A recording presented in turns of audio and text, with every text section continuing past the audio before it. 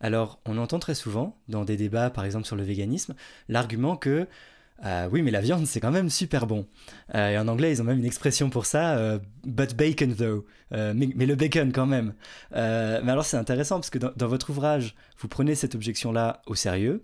Et il y a une expérience de pensée qu'on peut faire et qui permet de déterminer si le fait de vraiment beaucoup aimer un aliment, si ce côté bon de l'aliment est suffisant à justifier la souffrance infligée à des animaux. Oui, je reprends pour analyser cette idée, une expérience de pensée qui a été développée par un philosophe américain qui s'appelle Alasdair Norcross. Et donc c'est ça, son idée, c'est est-ce que on pourrait justifier pour des principes, pour des raisons gustatives, d'être cruel envers les animaux ou de les consommer. Et donc il imagine la chose suivante. C'est l'histoire de Fred qui est un passionné de chocolat, quoi. Le chocolat, c'est sa vie. Probablement, il travaille dans le chocolat. Ça fait partie de son épanouissement personnel. Puis, le pauvre a un accident et il perd l'hormone. Peu importe que ce soit biologiquement correct là, mais il perd l'hormone qui lui permet la glande qui sécrète l'hormone qui lui permet de goûter le chocolat, quoi. Et donc sa vie a plus de sang après son accident.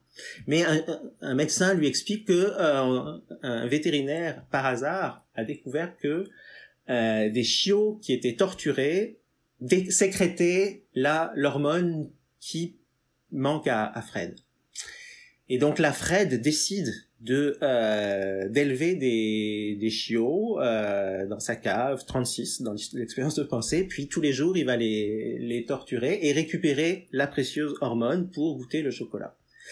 Et donc là voilà, Alasdair Norcross dit bon, mais imaginons que les voisins découvrent ça, puis il y a un procès, est-ce que Fred pourrait se défendre devant le jury de son procès, et qu'est-ce qu'en penserait le jury? Et quand bien même Fred effectivement fait pas ça par cruauté, il a rien contre les chiots, là c'est parce que il veut goûter le chocolat et que c'est très très précieux pour lui.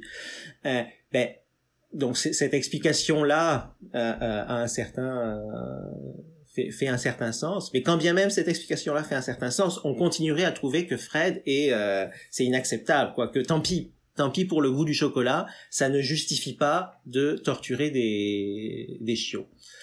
Et donc ouais, c'est ce que j'appelle l'objection du foodies, là, quelqu'un qui dirait non mais moi c'est tellement important pour moi que ça passe, tant pis pour la souffrance.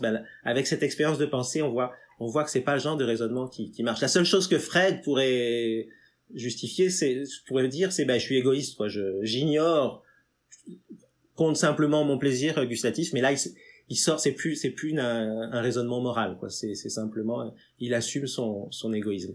Et ça paraît très très difficile de justifier pour le plaisir gustatif de consommer, ouais, de faire des souffrances sans nécessité envers des patients moraux.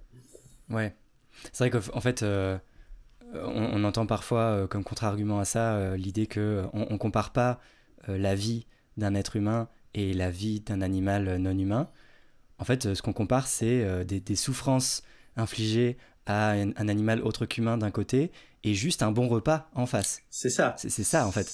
Ou juste une préférence, ou une habitude, ou une envie de chocolat. Enfin, c'est des choses assez triviales par rapport à la souffrance qui est imposée.